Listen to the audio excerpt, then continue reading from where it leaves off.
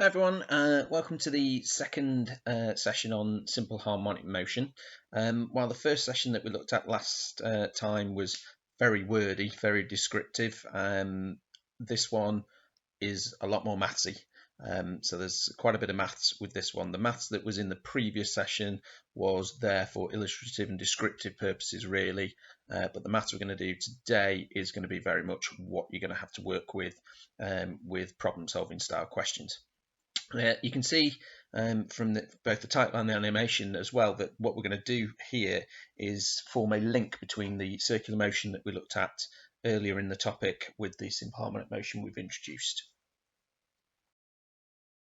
So first thing to do is to be absolutely clear on this point. I was hopefully pretty clear at the end of the last session that this is one of the most vital parts of the topic, and it's going to underpin an awful lot of what we do today as well. This idea that system is defined as being in simple harmonic motion when it's oscillating such that the acceleration is directly proportional to and in the opposite direction to the displacement from the equilibrium position. Absolutely key. You will hear me say that quite a few times as we go through these sessions. What we're going to do initially is just make sure we make the link between simple harmonic motion and uniform motion. We described simple harmonic motion in terms of restoring forces in the last session. We've looked at circular motion, which obviously had a force constantly towards the centre, so it might not be an obvious link. Now, if you watch the animations that are matched up, you can start to see why there might be a link. But we are essentially going to project circular motion into a one-dimensional direction and therefore resolve the forces within the circular motion or the displacements in circular motion so that they apply just in a single direction and see how that affects it. There's a few ways of thinking about that. Going through, the key first point to make is that they both have a constant frequency. Okay, and you can see that in this particular animation, the frequencies have also been matched. So in circular motion, providing it's uniform circular motion, it will have a constant frequency, and simple harmonic motion, likewise, will have constant frequency as we go through. To do the projections, what we can imagine, so we've got the blue dot here as going around in circular motion and the green doing simple harmonic motion. What you could perhaps imagine is that, say, we're looking down on two systems that are actually been put into sync like this. So we might be looking down on an object going around in a circle with a pendulum also then swinging back and forth from left to right as we look at it there. And they've just been matched up. Another thing you can do, which is actually a bit more practical, is consider an object actually going in circular motion. So consider a turntable, for example. On the turntable, so like a record player, there's been a pin vertically stuck on it. And then you look at the turntable absolutely dead on from the side, and there's a screen behind. Now, if you imagine on the screen behind, what you'd get is a shadow of the pin. So as the turntable turns, the pin will move in a circular motion, but the shadow will just prescribe forwards and backwards on the screen. And that's the projection of simple harmonic motion you get.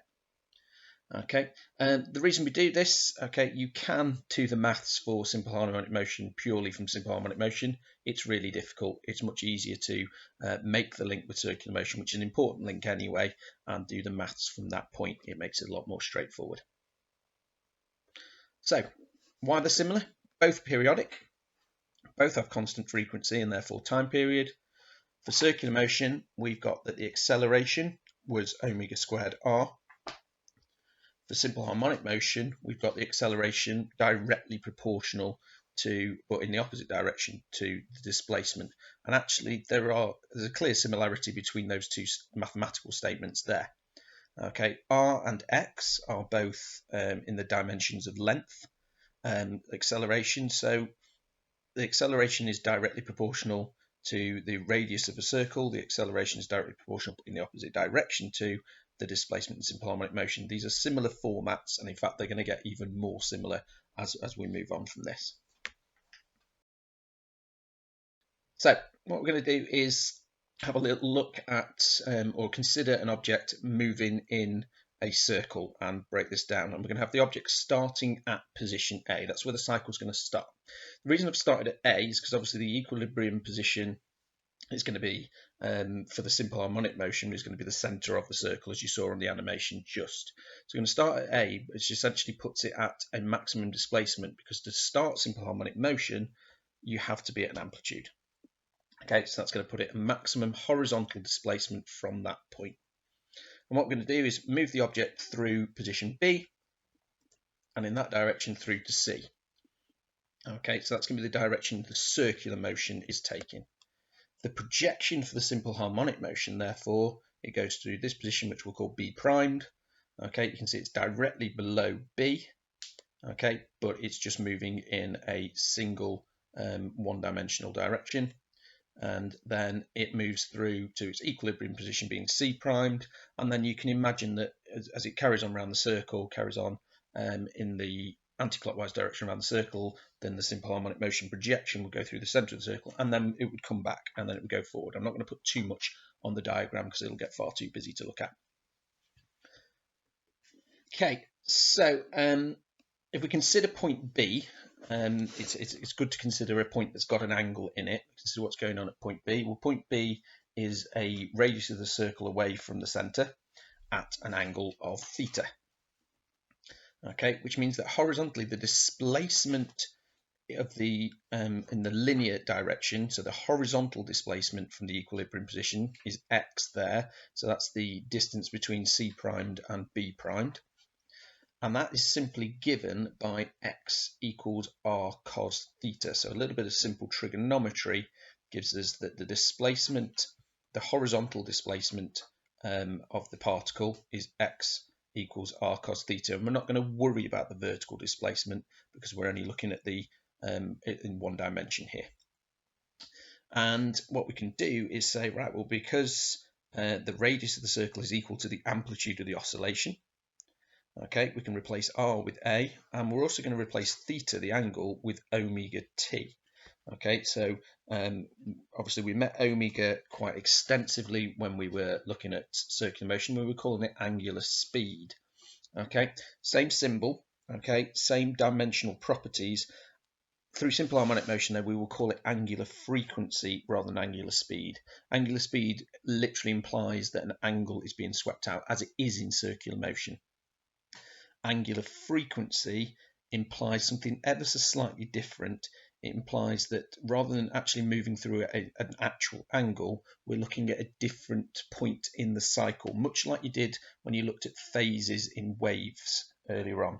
And you were discussing the different points of the cycle in terms of angles. They weren't physical angles, but they were representations of the point in the cycle, and it's that sort of idea. So the term gets slightly changed. It's termed angular frequency at this point. And it follows the same routine that we had there. So within a complete cycle, there would be 2 pi radians within that. There might not be physical angle measurements, but that's the representation we're going to use. Okay, what this means is that we're going to follow a sinusoidal function for the displacement. As the object moves around the circle, the horizontal displacement alone follows a sinusoidal function. But because it starts at amplitude, it starts at maximum already, it's actually a cosine function, which this diagram and animation begins to show you there what's going on. So at its amplitude, so when the blue dot's on the right-hand side there, you can see you've got maximum displacement. That changes and it follows that cosine wave through.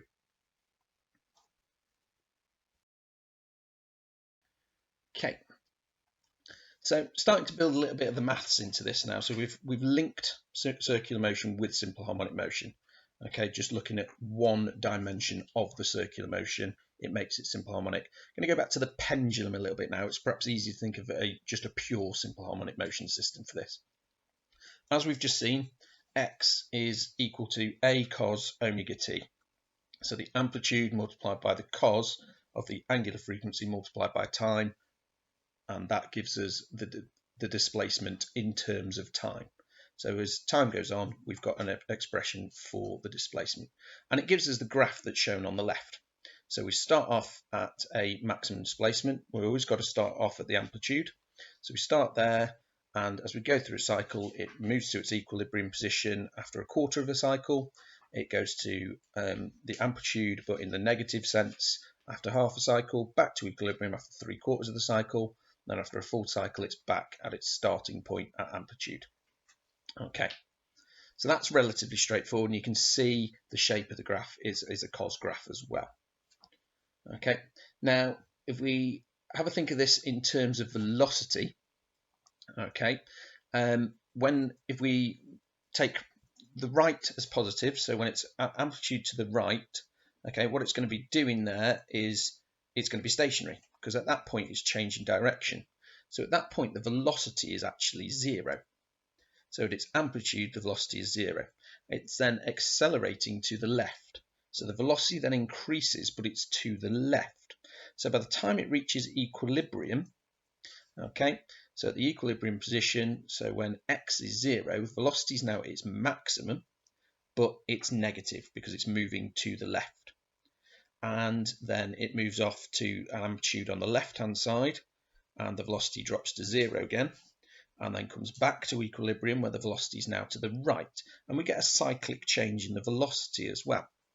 Okay, and what we get is actually a graph that looks like that. So it started with a velocity of 0, it reached a negative maximum first, then went to 0, then a positive maximum. What you'll actually notice from that is that that's a minus sine function.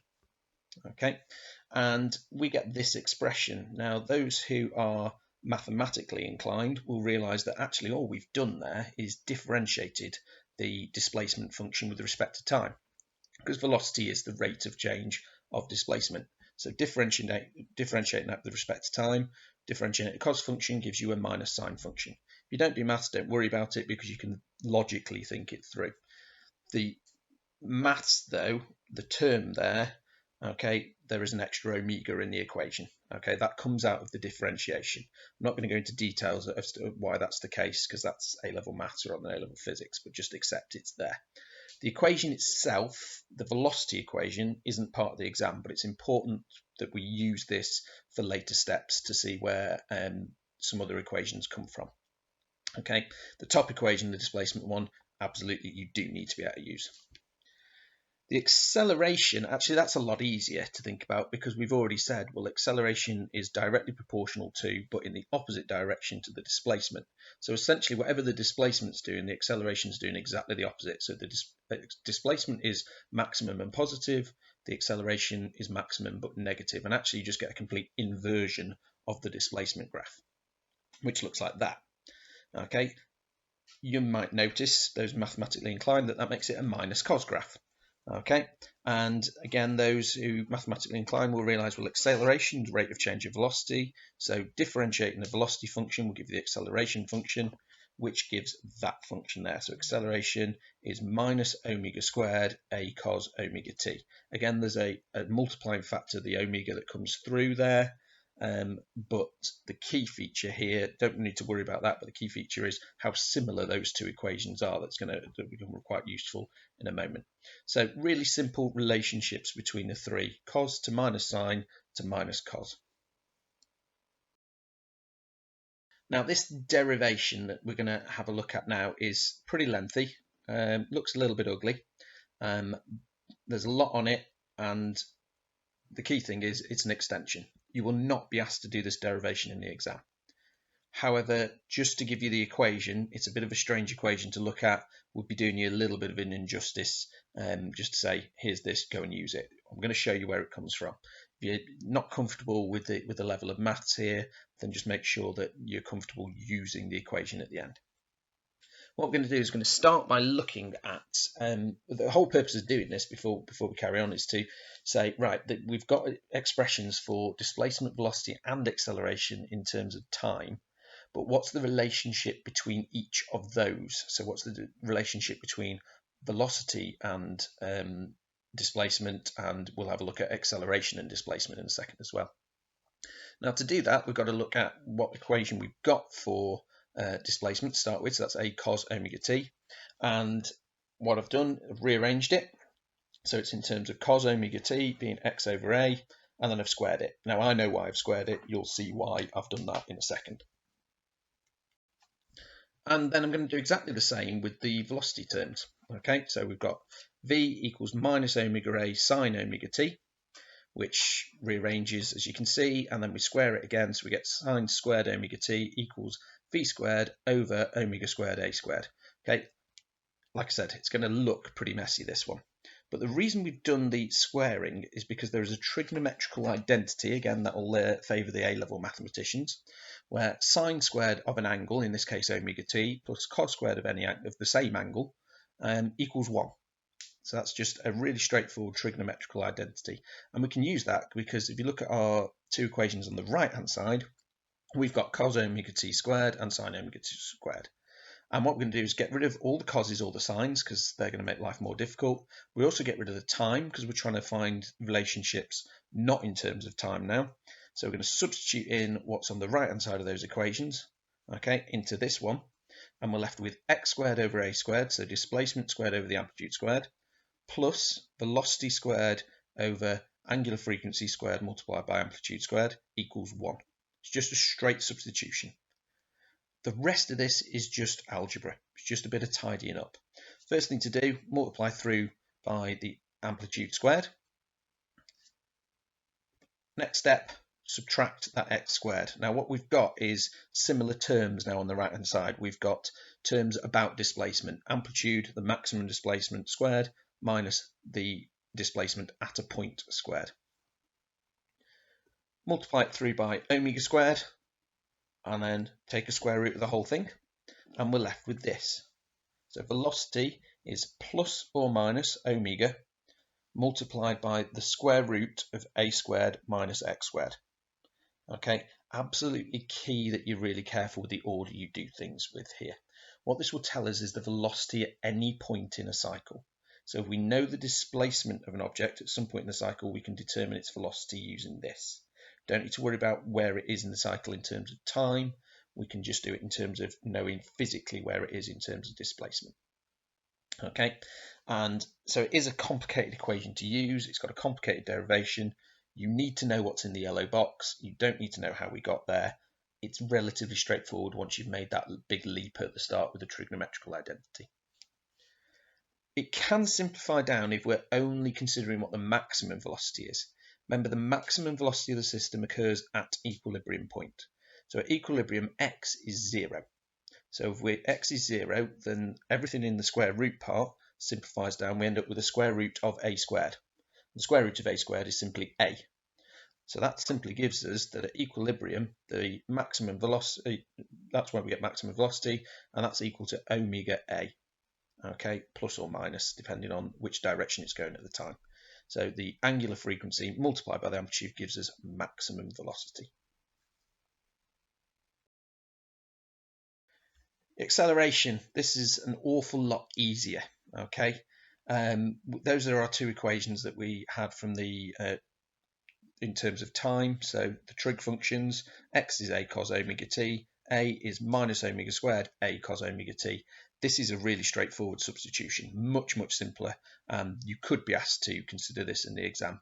Because that a cos omega t appears in both equations, we can just substitute in x into the right-hand equation, and you simply get that acceleration equals minus omega squared multiplied by x. So the acceleration is given by the angular speed squared multiplied by the displacement, sorry, the angular frequency squared multiplied by the displacement, and it's just negative of that. The maximum acceleration occurs at amplitude, so if you substitute amplitude in for displacement, you get the expression for a maximum acceleration as well. Really, really straightforward. Okay, it is straightforward, but it's absolutely imperative to understanding simple harmonic motion. Okay, first of all, that equation is true for all systems. You'll remember from the previous session we had two different expressions for acceleration for those systems, one for the spring mass system, one for the pendulum system, where they had different constants of proportionality in there to explain what's going on. Angular frequency applies to all systems.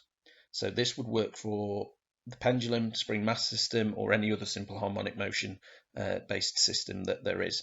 And it verifies our point about the them being directly proportional but in the opposite direction to each other, because the angular frequency is a constant.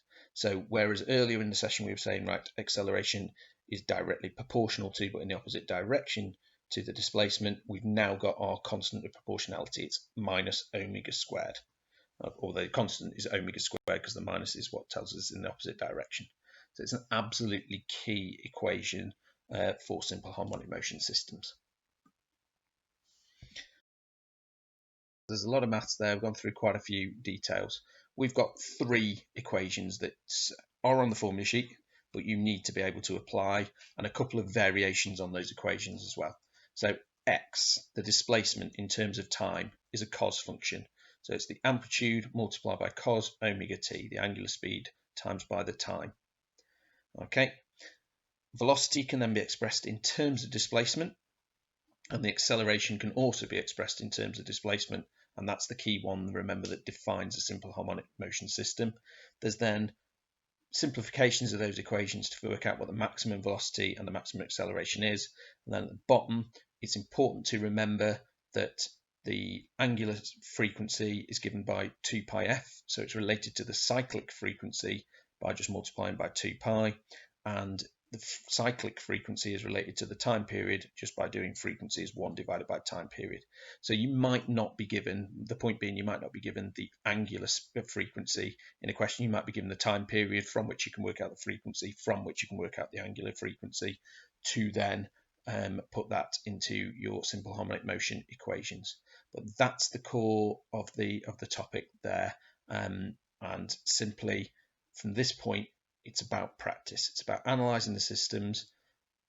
2 main features of this whole topic, one being able to utilise the equations, which are relatively straightforward with practice, 2 being able to describe the system, which was about what the previous session was about, using really the correct terminology throughout. Okay, so have a go at the problems that have been set and see if you can start to master these equations. Best of luck.